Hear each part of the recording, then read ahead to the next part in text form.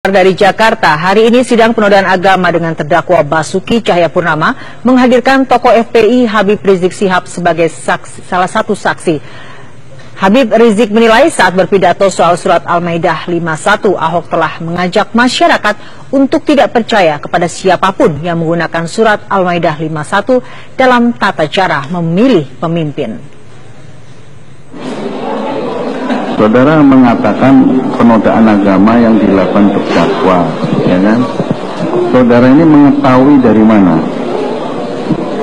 Pertama, kita mengetahui dari rekaman video yang beredar luas di tengah masyarakat terkait pidato terdakwa di Kepulauan Seribu. Tapi setelah itu, pada saat saya disidik oleh penyidik memutarkan rekaman video yang lengkap yang sudah diperiksa oleh laboratorium forensik Mabes Polri. Nah, kemudian saya melakukan penilaian tidak terhadap rekaman yang beredar, akan tetapi rekaman yang ditunjukkan dan ditayangkan oleh penyidik. Baik. Pada saat pemeriksaan. Ya, artinya yang saya dengarkan itu rekaman semua. Tentunya sekarang saya sudah tidak ingat. Yang saya ingat sekarang adalah apa yang dituangkan di dalam BAP, yaitu di menit ke-24. Ya, saudara tadi mengatakan saudara minta diulang. Iya. Di bagian mana itu yang saya diminta diulang di bagian yang dikutip oleh sikap keagamaan MUI, yaitu bagian jadi jangan percaya sama orang.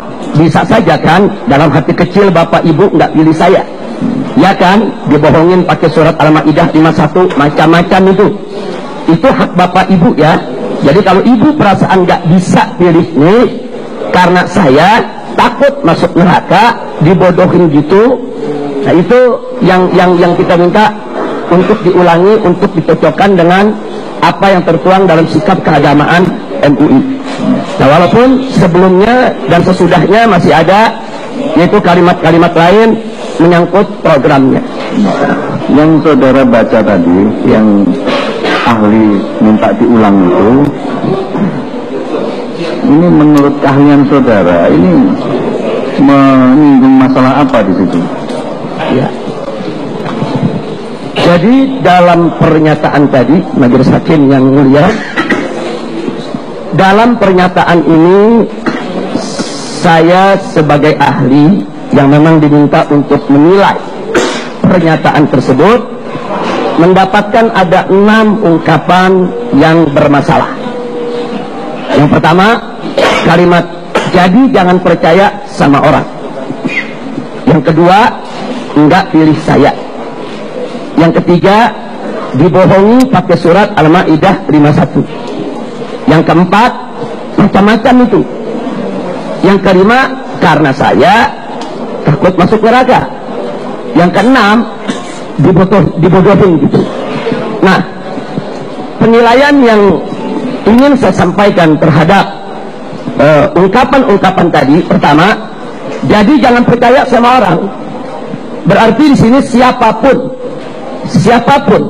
bukan hanya terdakwa. Saya di sini sebagaimana tadi disampaikan oleh jaksa, ini bukan urusan pribadi antara terdakwa dengan saya atau terdakwa dengan GNTF MUI, tapi ini masalah hukum, masalah pidana, urusan terdakwa dengan negara.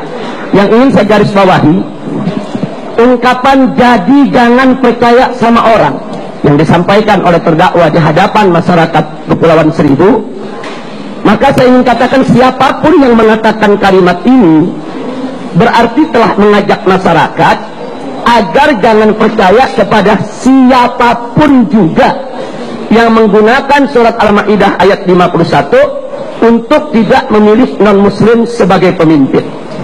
Jadi terdakwa dengan kalimatnya ini mengajak masyarakat untuk tidak percaya, jangan percaya sama orang. Jadi masyarakat Pulau Seribu diajak, diserukan supaya tidak percaya kepada siapapun yang menggunakan surat Al-Maidah ayat 51 untuk melarang umat Islam memilih pemimpin dari kalangan Yahudi dan Nasrani. Itu yang saya garis bawahi. Yang kedua, kata-kata enggak pilih saya dalam kalimat tadi ini memperjelas bahwa pernyataan yang dilontarkan oleh terdakwa dalam konteks pilkada, konteks pemilihan, enggak pilih saya.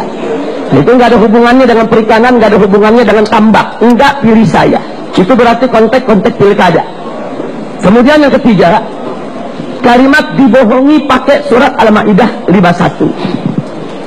Maka saya garis bawahi, pertama muncul pertanyaan, siapa yang dibohongi? Tentu maksudnya adalah orang Islam yang hadir mendengarkan pidato terdakwa tersebut, yang dipanggil oleh terdakwa dengan kalimat bapak dan ibu.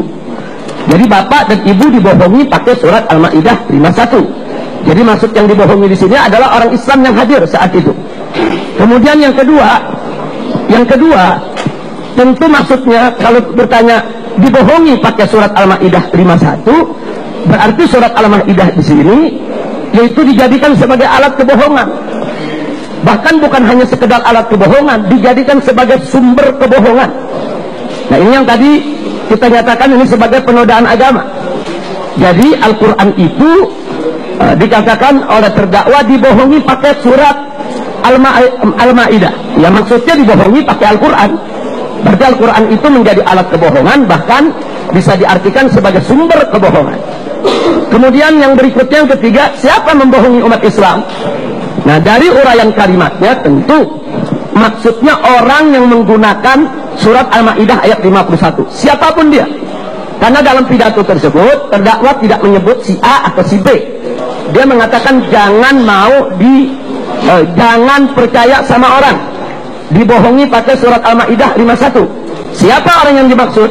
Siapapun yang menggunakan surat Al-Maidah 51 untuk menerangkan kepada umat Islam agar tidak memilih atau menjadikan orang Yahudi dan Nasrani sebagai pemimpin umat Islam. Nah, orang yang menggunakan ayat tersebut untuk menjelaskan hukum tentang dilarangnya umat Islam memilih atau menjadikan Yahudi dan Nasrani sebagai pemimpin, ini maknanya umum, mencakup siapa saja. Bahkan mencakup Rasulullah SAW yang pernah menyampaikan ayat tersebut kepada para sahabat.